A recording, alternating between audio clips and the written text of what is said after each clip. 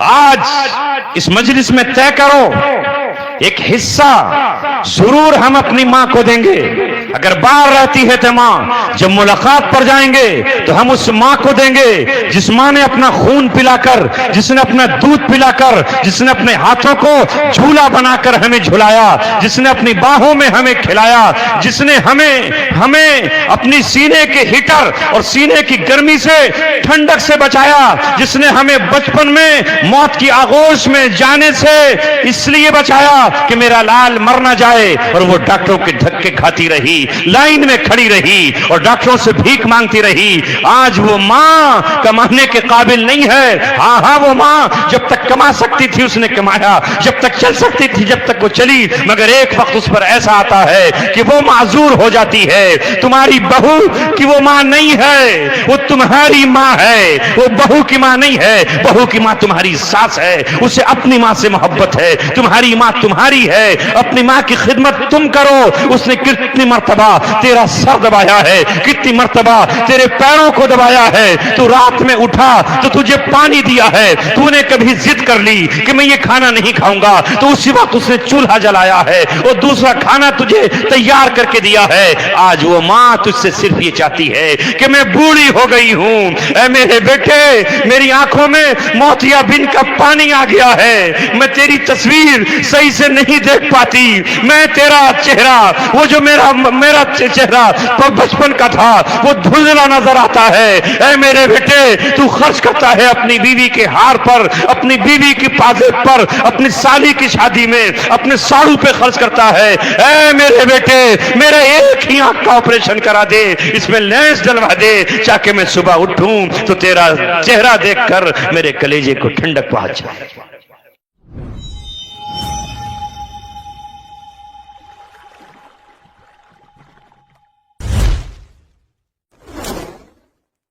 ماں باپ کے تعلق سے اللہ نے ہم سے کیا کہا ہے، اس قرآن نے کیا کہا ہے، وہ ذرا سنا دوں. تفصیل تو نہیں کر پاؤں گا مگر ضرور آپ کو بتا دوں اس وقت کہ ہم سے ماں باپ کے تعلق سے اللہ نے کیا کہا ہے. سورہ بنی اسرائیل ہی کی آیت ہے نا، وَقَضَى رَبُّكَ أَلَّا تَعْبُدُوا إِلَّا إِيَّاهُ وَبِالْوَالِدَيْنِ إِحْسَانًا. یہاں تو پوری تفصیل بیان کر دی اللہ نے. دوسرے مقام پر بھی کہا وَبِالْوَالِدَيْنِ إِحْسَانًا. اپنی عبادت کے بعد اپنی ذات کے ساتھ شریک نہ ٹھہرانے کی ہدایت کے ساتھ اللہ نے اگلا فرمان جاری کر دیا وَبِالْوَالِدَيْنِ إِحْسَانًا. اور اپنے ماں باپ کے ساتھ ہمیشہ احسان کرنا، حسن سلوک کرنا. مگر کرتے ہیں ہم؟ نہیں کرتے. ایمانداری سے اس وقت دل پہ ہاتھ رکھو اور ٹھنڈی آہ بھر کے یہ دیکھو کہ تم روزانہ کماتے ہو، مہینے میں سیلری پاتے ہو، تجارت کرتے ہو، مگر الگ سے اپنی ماں کو شادی ہو جانے کے بعد، بچے ہو جانے کے بعد کتنے روپے اپنی ماں کو دیتے ہو کہ ماں یہ تیرے ہیں، تو جہاں چاہے خرچ کر لے، اپنی بیٹیوں کو دے دے، پوتے پوتیوں کو دے دے، نواسیوں کو دے دے. کرتے ہیں. آج اس مجلس میں طے کرو ایک حصہ ضرور ہم اپنی ماں کو دیں گے. اگر باہر رہتی ہے تو ماں، جب ملاقات پر جائیں گے تو ہم اس ماں کو دیں گے جس ماں نے اپنا خون پلا کر، جس نے اپنا دودھ پلا کر، جس نے اپنے ہاتھوں کو جھولا بنا کر ہمیں جھلایا، جس نے اپنی باہوں میں ہمیں کھلایا، جس نے ہمیں اپنی سینے کے ہیٹر اور سینے کی گرمی سے، ٹھنڈک سے بچایا، جس نے ہمیں بچپن میں موت کی آغوش میں جانے سے اس لیے بچایا کہ میرا لال مر نہ جائے، اور وہ ڈاکٹروں کے دھکے کھاتی رہی، لائن میں کھڑی رہی اور ڈاکٹروں سے بھیک مانگتی رہی. آج وہ ماں کمانے کے قابل نہیں ہے. ہاں وہ ماں جب تک کما سکتی تھی اس نے کمایا، جب تک چل سکتی تھی جب تک وہ چلی، مگر ایک وقت اس پر ایسا آتا ہے کہ وہ معذور ہو جاتی ہے.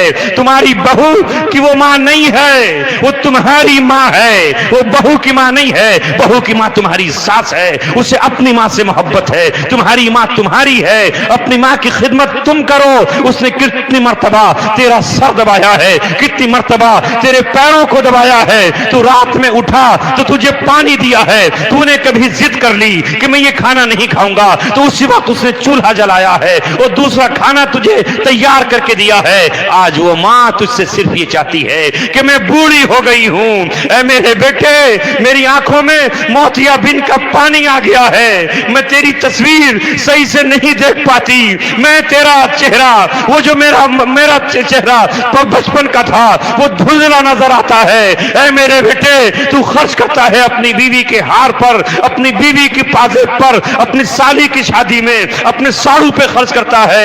اے میرے بیٹے میرے ایک ہی آنکھ کا آپریشن کرا دے, اس میں لینس ڈلوا دے, تاکہ میں صبح اٹھوں تو تیرا چہرہ دیکھ کر میرے کلیجے کو ٹھنڈک پہنچ جائے. کتنی مائیں ہیں جن کو میں اپنے دیہاتوں میں دیکھتا ہوں, چشمے نہیں ہیں ان کے پاس, ٹوٹ جائیں تو بیٹے لا کر نہیں دیتے, بیٹے لا کر نہیں دیتے. پہلی فرصت میں اگر کسی کے ماں باپ اس منزل کو پہنچے تو ان کا حق یہ ہے کہ وہ ان کی آنکھوں کا انتظام کریں, تاکہ وہ اپنے بچوں کو اور تمہاری اولاد کو, پوتوں کو دیکھ کر اپنے کلیجے کو ٹھنڈا کر سکیں. عمر کا تقاضا ہے, اللہ تعالیٰ نے ایک سسٹم بنایا ہے کہ کل تجھے ان کی ضرورت تھی, آج وہ تیرے محتاج ہے. اور بعض کو اللہ تعالیٰ یہ منظر دکھانے کے لیے باپ کو یا ماں کو معذور کر دیتا ہے. چل نہیں سکتے, کل تو چلنے کے قابل نہیں تھا تو ماں تجھے کاندھے پر سوار کرتی تھی, باپ تجھے اپنی گود میں اٹھا کر لے جایا کرتا تھا. آج انہیں تیرے بازوؤں کی ضرورت ہے, آج ان کو لاٹھی کی بیساکھی نہیں, تو اپنے ماں باپ کی بیساکھی بن جا. لہذا اگر تو خدمت کرے گا تو یقیناً تیری بیوی بھی یہ سمجھ کر کہ یہ میرے شوہر کی ماں ہے وہ بھی خدمت کرنے کے لیے آگے بڑھے گی. جب تو ہی دھتکارے گا تو اسے کیا ضرورت پڑی ہے, اس کی تو وہ غیر ہے. اب اللہ کیا کہتا ہے, اما یبلغن عندک الکبر احدہما او کلاہما. اے اولاد تیری جوانی میں تیرے ماں باپ دونوں یا کوئی ایک بوڑھا ہو جائے, یہ بھی ہو سکتا ہے کہ وہ جوانی ہی میں اللہ کو عزیز ہو جائیں اور تو یتیم ہو جائے, اور یہ بھی ہو سکتا ہے کہ ان کو اللہ عمر دراز عطا کرے اور وہ بوڑھے ہو جائیں تیری ہی عمر میں تو موجود ہو. اما یبلغن عندک الکبر احدہما او کلاہما, کیونکہ اب وہ بوڑھے ہو چلے ہیں, لہذا بڑھاپے میں ان کی بچپنا لوٹ آیا ہے. اللہ کہتا ہے وَمَن نُعَمِّرْهُ نُنَكِّسُ فِي الْخَلْقِ, جس کو ہم عمر دراز دیتے ہیں تو ہم اس کی تخلیق کو الٹ دیتے ہیں. یعنی اب ان کا دماغ بچوں جیسا ہو گیا ہے, ماں بچوں جیسی ضد کرنے لگی ہے, اسے وہ چیزیں اچھی لگتی ہیں جو بچے کو اچھی لگتی ہیں, نقصان دہ چیزیں بھی اسے اچھی لگنے لگتی ہیں. وہ بات پہ اب روٹھے گی, کل تو روٹتا تھا آج ماں روٹ جائے گی, کل تو بار بار پوچھتا تھا آج ماں بار بار پوچھے گی, کل تو بھول جاتا تھا آج ماں بھول جائے گی. لہذا اللہ نے اس کو الٹا کر دیا ہے, وہ بچی ہو گئی, بچپنا آ گیا ہے. کل تیرے دانت نہیں تھے آج اس کے دانت نہیں ہوں گے, وہ تجھے چمچ سے کھلاتی تھی آج تجھے چمچ سے کھلانے کی نوبت پیش آ سکتی ہے. لہذا اللہ تعالیٰ نے کہا جب یہ مرحلہ آئے گا تو سب سے پہلے انسان کی چونکہ زبان چلتی ہے, زبان سے انسان جواب دیتا ہے, وہ زبان کبھی خنجر سے زیادہ زخمی کر دیتی ہے. خنجر کا زخم تو بھر جاتا ہے, زبان کے زخم نہیں بھرتے. تو اللہ تعالیٰ نے پہلا آرڈر کیا فَلَا تَقُلْ لَهُمَا اُفْ,